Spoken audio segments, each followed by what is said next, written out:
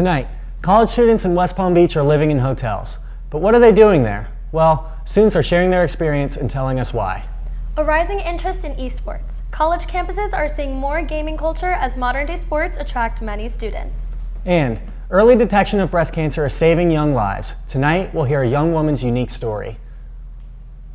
Good evening and thank you for joining us on The Beacon today. My name is Matthew Sargent. And I'm Daniela Parra. We start tonight with the construction in downtown West Palm Beach. Local billionaire and Miami Dolphins owner Stephen Ross plans to build a 25-story building in downtown West Palm Beach.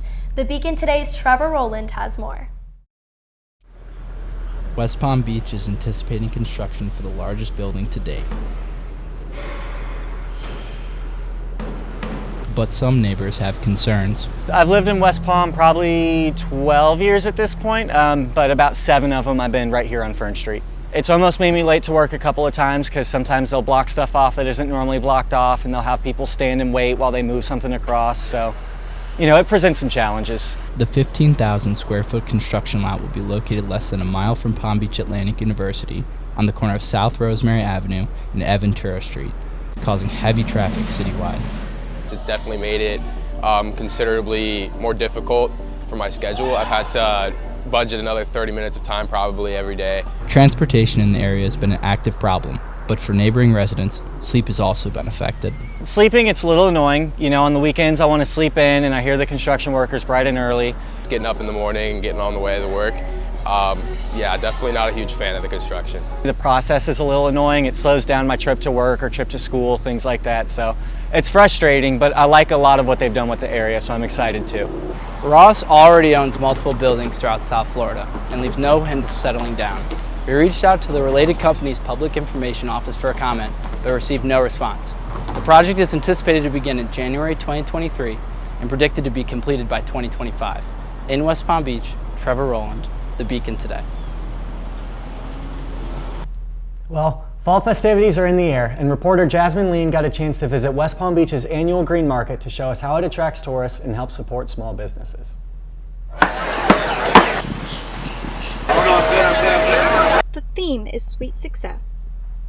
In downtown West Palm Beach, locals, tourists, and more than 110 vendors gather at the Green Market from October to April.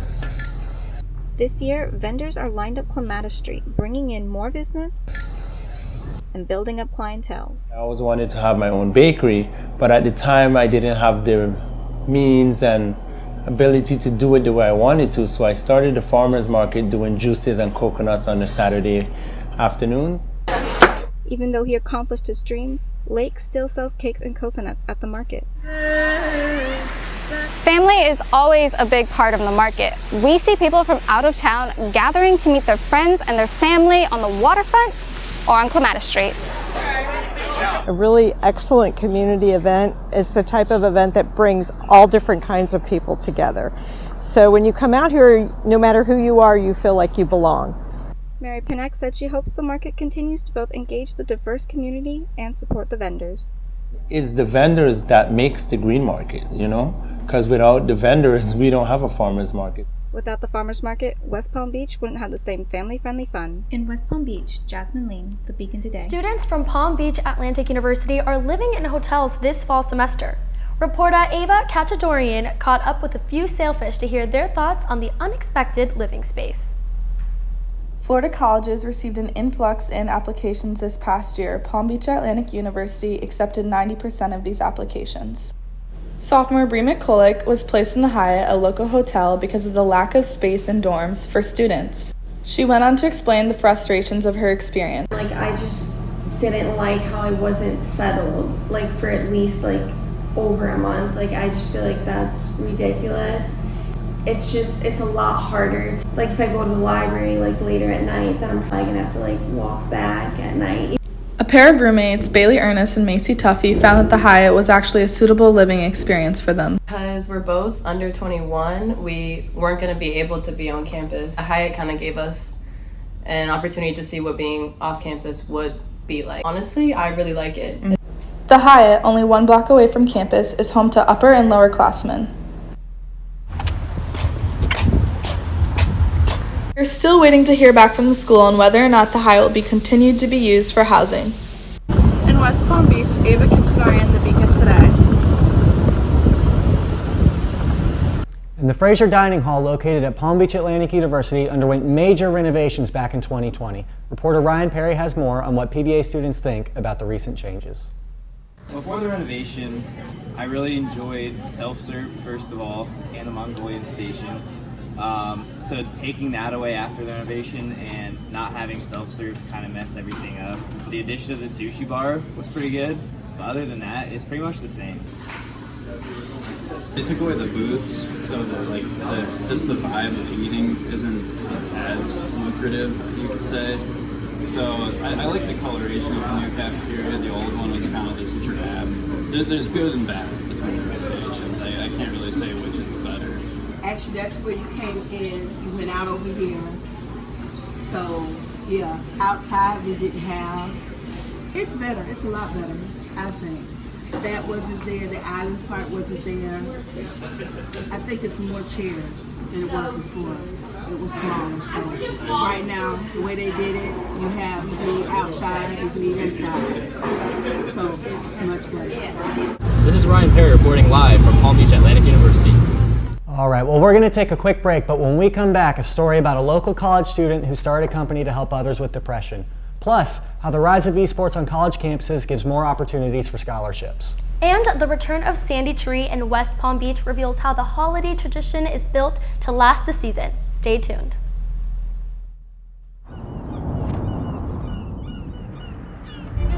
I don't just want to know. I want to see, feel, experience for myself. I know I have what it takes to make an impact. Resilience. Drive. I chose a school that shows what a beautiful life, a beautiful faith, a beautiful community looks like.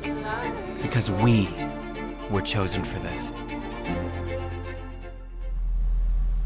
Butterflies are commonly known to be a symbol of transformation and hope. For one college student, the image of a butterfly during a hardship inspired her to create a brand for change. Every purchase has a purpose. More than 60% of college students meet criteria for at least one mental health problem. And although mental health is becoming a larger topic of conversation, not many people do something past conversing. I'm just going to say a little prayer for Palm Beach Atlantic University junior Kaylin Denai took what was a dark time for her and her family to create a business that brings light to others when they are struggling. So my business is called Life Loving 365. And that is Denai's goal with her business, to help those struggling with depression. My sister was in and out of the hospital for 3 years. I remember visiting her and being in the hospital and realizing just how dark and awful it was. These visits inspired the creation of apparel with profits that are donated to different mental health organizations. In addition to therapy, there are many different ways for people to get help. Florida has a free service to everyone that is called 211. In addition to Florida's 211, the suicide hotline and crisis hotline were also created in order for people to call and get help at any time of the day. No matter the battle, no one is ever alone. In West Palm Beach, Madison Bakatis, The Beacon Today. Well, according to the CDC, about 260,000 women are diagnosed with breast cancer every year in the U.S. Here's Danny with the testimony of a young survivor and how she's empowering other fighters through social media. Hello, my name is Paola. I'm 27 years old. I'm from Venezuela. I was diagnosed with breast cancer 3 years ago. October is known as Breast Cancer Awareness Month, supporting all of the women who are enduring or have endured the breast cancer battle. Paola Morales is using her social media platforms to empower other women facing health struggles. Breast cancer, when I was in my country, was something that you are gonna die. Breast cancer is the most common cancer in women, and every time a cell divides, there's chance of a random accident and a cancer cell forming. So pretty much everyone with a new diagnosis of breast cancer will need surgery. As soon as I get out from surgery, I said to everybody that was in the room, I am cancer-free. The first thing that I said to God was, thank you, because it was you who made me be here. And every second in life, I am going to enjoy. Being on social media, it was amazing just to be able to tell everybody that I was alive. Even though that I needed to do another surgery, I was completely for sure that I was gonna be a survivor. But it means a lot to me to be able to say thank you for being there, watching me or listening to me. In West Palm Beach, Daniela Parra, reporting for The Beacon Today. The adoption process can be a long and exhausting journey for families, especially when adopting internationally. That's something one family from Sarasota, Florida is learning firsthand. The Beacon Today's Jordan Litweiler has more on this family's journey. Hello. Silas Helmuth has spent the last few years in a Nigerian orphanage after being abandoned at a maternity center when he was only 3 weeks old. On the other side of the Atlantic, Justin and Drew Helmuth have spent the last few years looking to adopt. We knew he was our son from the moment we saw him. After years of waiting, the couple was paired with Silas and traveled to Nigeria to meet him. But despite the Helmuths having complete parental custody of Silas, what Helmuth describes as fishy practices from U.S. government officials has not let Silas into the country. There's really no way of coping with that. It's really, really sad, actually, how he's our child, but we're not allowed to bring him home. This process, something former adoptee Kevin Green has also experienced. The pain and struggle and emotional, physical tear on a family when it comes to something like this is real. He says despite the immediate pain, the long-term joy is definitely worth it. The satisfaction and relief of like when you do adopt that child is going to be amazing. And I can say that from my end because I was the child. So until the U.S. grants Silas a visa, his bright smile will stay lighting up the orphanage, while his parents will have to settle for the occasional phone call from 6,000 miles away. In West Palm Beach, Jordan Litweiler, The Beacon Today. And the coastline of South Florida is already seeing the effects of climate change and will continue to do so, according to scientists. They say that a rise in water levels could make the whole coastline completely underwater in the near future. The Beacon Today's Hedda Yarhal has more. The effects of climate change is already being seen at the coastline of South Florida. Once Hurricane Ian came through here, we had a lot of sand coverage on our reefs. And as more and more people are moving down to Florida, they will have to consider more severe weather and rising in sea levels. They probably only have another 10 to 15 years being able to live there before the water starts coming into their houses. Scientists agree that the coastline of South Florida will face a rise in sea levels in the future if the climate continues to get warmer. By 2050, the sea level is expected to rise by 4 feet, according to Climate Center's program on sea level rise. So as the sea level is rising, more salt water is coming into our freshwater supply, and that's happening all over the world. So the more that we can protect that fresh water and protect that freshwater supply, the better equipped we're going to be as the sea level continues to rise.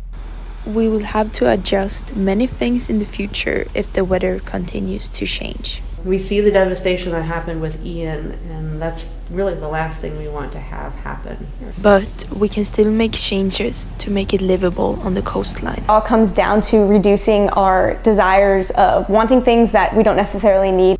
In West Palm Beach, Hedda Yarhal, The Beacon Today. We've had some very interesting stories today, right, Matthew? We definitely have. Well, Matthew and I are about to step aside for Caleb Dean and Jordan Wolf. But when The Beacon returns, a new chapter in his own book. A young local entrepreneur surprises the Lake Worth community by opening his own brick-and-mortar bookstore. And 2 success stories from Palm Beach Atlantic Sports Broadcasting Program. Stay tuned to see how PBA grads are making careers for themselves in the world of sports media.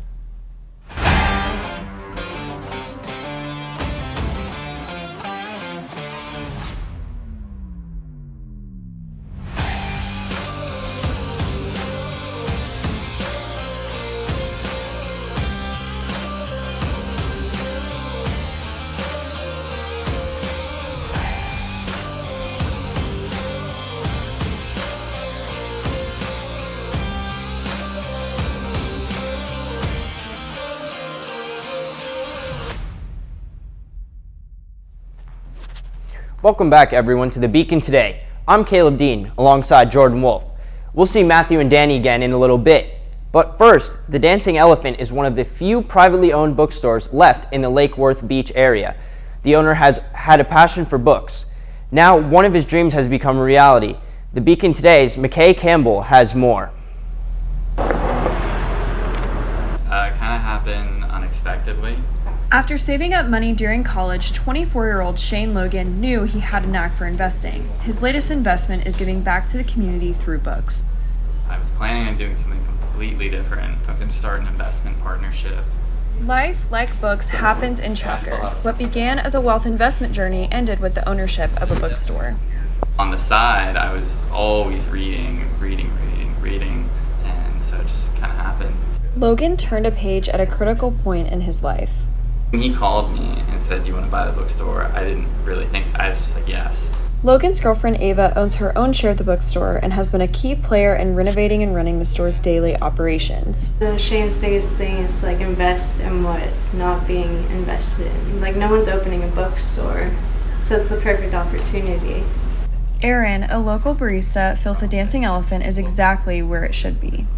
I remember coming in here for the first time and going, okay, this is what we were waiting for. There was always kind of like a pocket of the universe that this place was meant for. Always be working, even if you're in school, just be working. And because then when something jumps out at you, you can actually do something about it. Logan and Ava have poured into this bookstore, making it a sanctuary for readers of all kinds. Now, Shane owns a bookstore, but there is no telling what the future holds for this young investor. In West Palm Beach, McKay Campbell, The Beacon Today. I recently traveled to Lakeview, Michigan, where I had the opportunity to visit at the Sweet Family Farm. This farm has been passed down through multiple generations and has been a staple to their community. The Sweet Family Farm is just that, sweet. Farm life in the Sweet family sure is that, sweet. 640 acres of farming land has been a part of their lives since 1906 when Elvin Jorgensen purchased it. The land has been passed down through 4 generations now, and a 5th will soon come into play when the family's 6 grandkids grow up. Deanna Sweet is the daughter of Jorgensen and takes great pride in this ownership. See, this is the house. This is the living room. This is where we were meant to be, and we love the family farm. We were formerly a dairy operation. We also did potatoes, soybeans, corn, of course hay for the cows. Dennis Sweet, who is the son of Deanna, is concerned about farms and their operations, as many people have stopped farming. He also adds that the government's overarching hand is causing worry. Well, the main threat to most farms is always the government. Regulation, taxes, land transfer. In my opinion, the best place you can ever raise a child. London Replogle is one of the great-grandkids to Deanna and Dawn Sweet. Some of them sleep over here, so they have their hay. Zachary Bartell, uncle to London, is also very involved in the farm. At 26 years old, he has decided to stay involved with farming, and he does it more as a hobby now. We have 10 head of cattle, and I do about 75 acres of hay. We hand raise and grow everything. So that's kind of a big benefit for us, economics-wise. Farm life in Michigan's Sweet Family Centennial Farm is sure to be one that will be impacting the family for generations to come. So hopefully that some of them will want to stay on the farm and maybe continue farming, if not at least keep the farm in the family. I'm Jordan Wolf, The Beacon Today.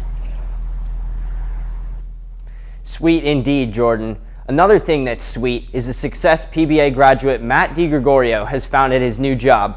A sports broadcaster at heart and a good friend of mine. See and hear his story now. For the loss of teammate milk. Matt DiGregorio honed his skills during his time at Palm Beach Atlantic, and it paid off in remarkable fashion when he landed a sports anchor position just 4 months after graduation. Yeah, so I'm the sports anchor at WLOX. It all started here in this very booth, and since moving on from Palm Beach Atlantic, Matt has opened a door for himself into the broadcast industry. I'm one of 2 guys who brings the sports to the southern region of Mississippi. I will say there is that difference between college and when you get out into the professional world. Professor Don Piper, head of the PBA Sports Broadcasting Program, reflects on Matt during his time as a student. Matt DiGregorio, one of the most active students that I had in the program. Matt came in with really high expectations. Now that Matt has progressed beyond PBA, he passes the baton to up-and-coming members of the program. If you can put yourself in a position to help yourself and help a program out, you've done your job. Being able to kind of set a standard was our goal. With the standard set and a goal in mind, Matt is destined for great things. In West Palm Beach, Caleb Dean, the Beacon Today. Cybersport is becoming more and more popular among the community of gamers. Palm Beach Atlantic University is developing its first esports club here in the Rinker Hall. The Beacon Today's Elisa Karagina has more on PBA's future esports club. Cybersport, or so-called esports, is becoming more and more popular among community of gamers. Palm Beach Atlantic University is developing its first esports club here in Rinker Hall. The Beacon Today's Elisa Karagina has more on PBA's future esports club. The esports club that is set to open in the fall of 2023 here on campus is not only a great hobby, but also a chance for students to show skills at professional competitions. We're really excited to offer this club sport as an opportunity for our student body population who's interested in the unique aspects of gaming to compete at a high level. Every full-time student can join this club. It's targeted to whoever's interested and that meets the requirements. I hope that both gaming majors and just your average everyday student will get open hours. Skills equal reward. It'll probably involve some form of scholarshiping. Offered scholarship is a great opportunity that will attract more gamers at PBA. With a strong and competitive team that is debuting next year, PBA will have its chance of becoming a successful competitor in the University Gaming League. It is conveniently located. Space has been outfitted for the arena. They're purchasing all their equipment and they've reserved the room, which is on the first floor of Rinker, which is in the Rinker Lounge. Gamers participate in tournaments that are held via the internet. We're in the process of looking for a coach now, but a coach is going to set what those standards look like. At a bare minimum, you have to be a full-time student at Fulton. In West Palm Beach, Elisa Karagina, The Beacon Today. Those were some great stories we had today, Caleb. Absolutely. We're going to head to another break. When we come back, what's a kickball doing on a softball field? Our very own Trey Rooks has more on the PBA Sports League for any student.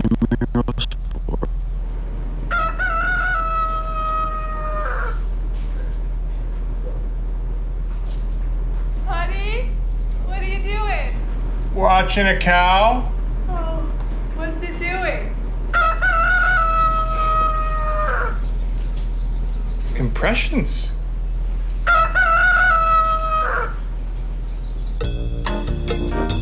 Start your day with the new Hash Brown Scramble Bowl from Chick-fil-A. With a new head coach, the PBA women's tennis team is geared up for a new season. The training has been intense, with the goal of making it to the SSC Conference Tournament. Here's Osvaldo Godoy with more. Palm Beach Atlantic women's tennis program has suffered a lot of instability during the last 3 years. Changes of coaches and the COVID-19 were the main causes of this. Yeah, it definitely changed a lot. I mean, my first year, our season got cut in half because of COVID. Then, following the 2021 spring season, head coach Chi Lee announced his retirement from coaching after leading the team for 16 years. Carlos Cardona would take over as the head coach in the fall of 2021. The second year I got a new coach. That was completely different from my first coach. But the selfish athletic director would fire Cardona less than a year following his arrival, after being arrested on felony charges in June of this year. For 4 months, the team didn't have a head coach, and the players had to set up their own practices, led by the captains here at the courts of the Rinker Athletic Campus. On September 22nd, Mark Murray became PBA's tennis head coach.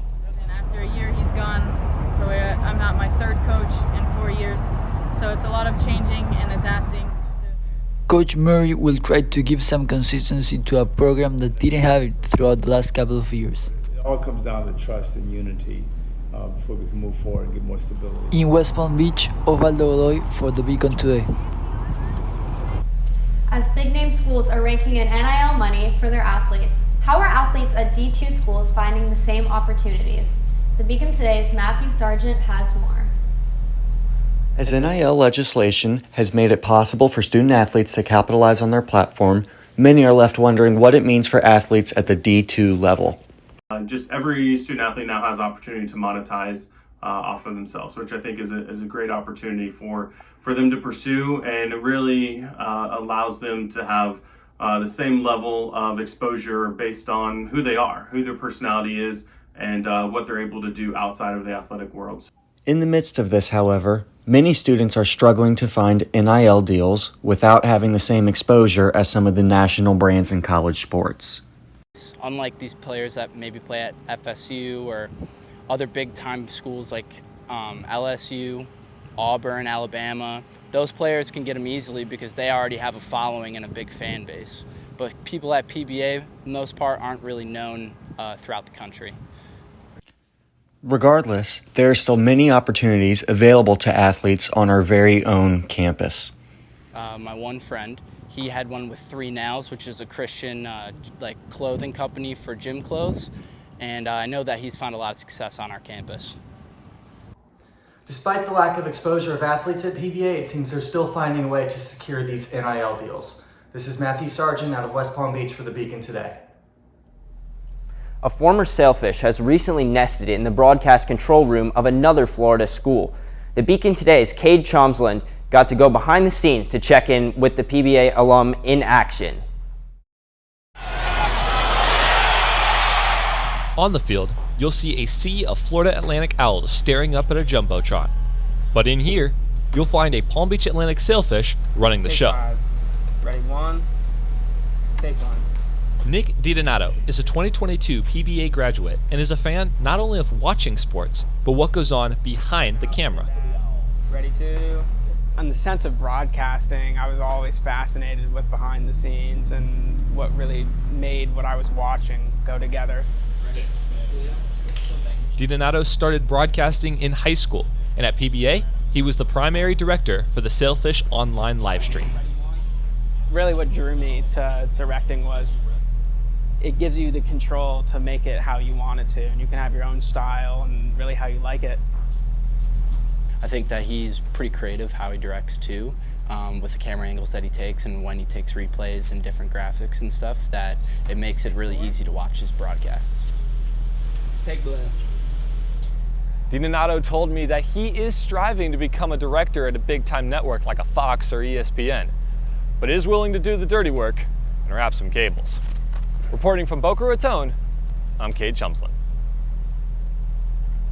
Next, we know Palm Beach Atlantic University competes in 19 NCAA Division II sports, but what's also popular are the intramural sports. Our reporter Trey Rooks has more. Here at Palm Beach Atlantic University, intramural sports are more than just competing. A couple of students that compete and play told us what they think of intramural sports. We also were able to talk to Carrie Condon, the head of intramurals, who gave us an inside look at what she does to provide a competitive atmosphere for athletes that do not compete at the collegiate level. Oh my gosh, well, I love it. I think there are a ton of students who grew up playing sports who maybe weren't available to play at the college level at NCAA D2 or D1, but this gives them the opportunity, and we get to allow students to use some qualities that are found in sports. I'm a sophomore, and this is my first year playing intramural sports at PBA. I enjoy playing intramural sports because it reminds me of playing sports in high school again. And I think it's a really good way to make and build our friendships that we have here. Yeah, well, we hire a great staff of intramural referees who are all full-time students who have this awesome on-campus job. So we try to do our best. As you can see, intramurals are more than just a game here at PBA. Students are competing once again with the help of Carrie Condon as this kickball season is wrapping up. She is also implementing more sports like dodgeball and soccer in the next intramural season. In West Palm Beach, Trey Rooks, The Beacon Today. Have you ever played intramural kickball, Jordan? I was kicking tons of dingers last spring. Anyway, we're going to take one last break. To finish the night, festivities are a go in downtown West Palm Beach as families celebrate the return of Sandy Tree. The sports broadcasting program here at PBA is full of great opportunities. Whether you want to be on camera or behind the scenes, there's a place for everybody.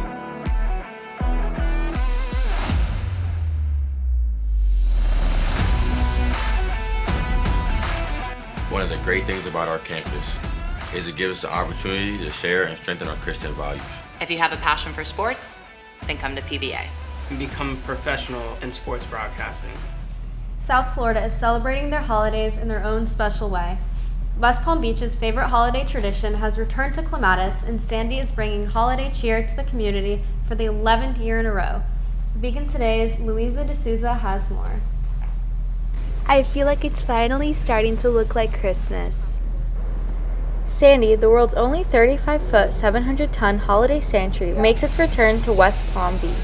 Abby from West Palm Beach Parks and Rec tell us a little bit about how Sandy attracts tourists every year. It's been around for like 11 years, and it definitely attracts a lot of tourists. We did it last year, and we have actually like a little stand, and it gets full of people. It's crazy. So many people come. The city's Holiday Paradise show will feature Sandy's tree lighting this December 1st. I'm here today with Sandy, the 35-foot, 700-ton fully sand Christmas tree that's been coming back to West Palm for the last 11 years. November 14th, the construction of Sandy began. 800 tons of sand was set out to be delivered, with 8 to 10 truckloads coming in per day.